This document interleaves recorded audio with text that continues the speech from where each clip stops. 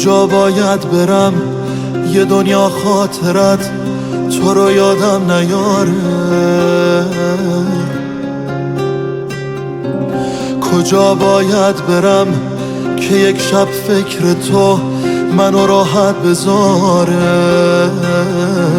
چه کردم با خودم که مرگ و زندگی برام فرقی نداره؟ محاله مثل من توی این حال بد کسی طاقت بیاره؟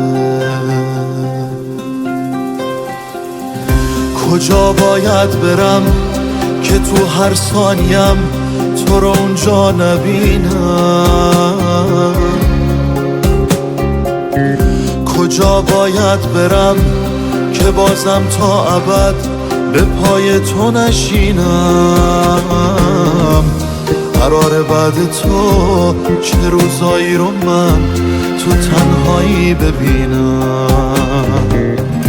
دیگه هر جا برم چه فرقی میکنه، از عشق تو همینم.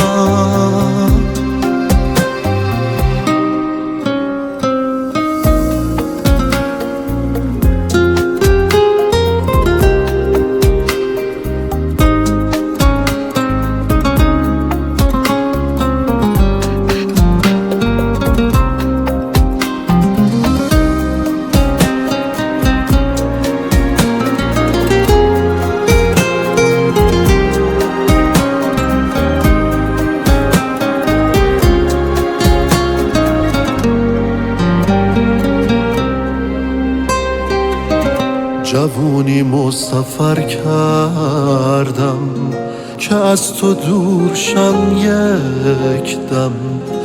منو هر جور میبینی شبیه یک سفرنامم،